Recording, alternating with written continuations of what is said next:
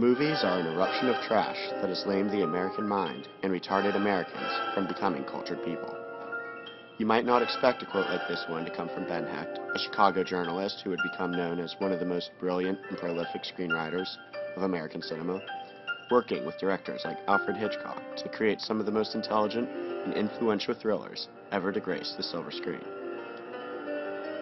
Although he openly considered American cinema as a lowbrow popular form that he despised, Hecht's work was high in demand and his scripts were critically acclaimed throughout the business.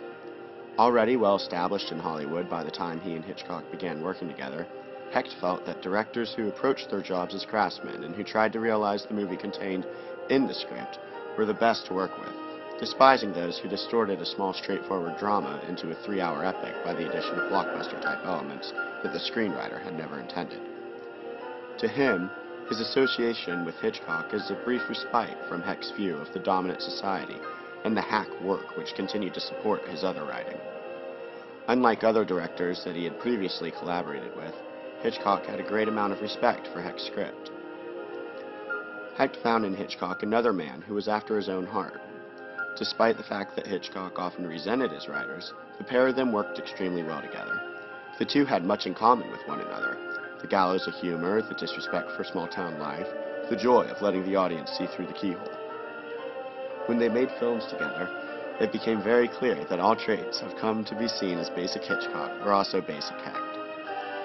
In 1944, Hitchcock contacted Hecht, with whom he had already worked with and considered to be a skilled professional writer, to write the script for the upcoming Spellbound. The director thought himself fortunate to be working with Hecht on the film because the writer supposed psychiatric expertise. The two collaborated very closely on the script, visiting various mental hospitals convenient to Hecht's suburban home, where they preferred to work.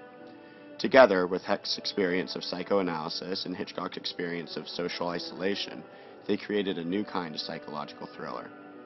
Later in the same year, Hecht was once again hired by Hitchcock to write the script for yet another thriller, Notorious, which was again written in Hecht's Nyack home.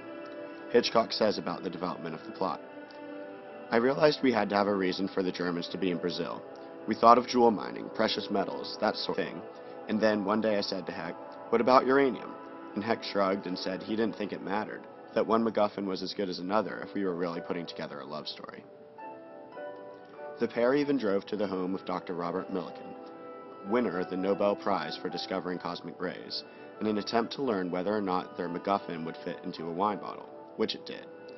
They returned to RKO and finished Notorious, for which Hecht would receive his last Academy Award nomination. Like most of their work together, Notorious was the result of a very close collaboration between the screenwriter and director. Hitchcock's emphasis on suspense and simplicity, and his own concern for the dubious nature of authority and the problems of trust, combined well with Hecht's crafting skills and interest relationships. Throughout their time together, Hitchcock and Hecht quite naturally worked very well together, a side effect of their great similarities. Both men saw themselves as spinners of tales, but betrayed their ulterior motives by proving that the world was populated by anonymous, emotionally fragile creatures. However, neither Hitchcock nor Hecht ever described their relationship in terms of personal similarity. Instead, Hitchcock summed up their entire collaborative effort when he, the director known for despising most of his screenwriters, went on the record as describing Hecht as a good professional.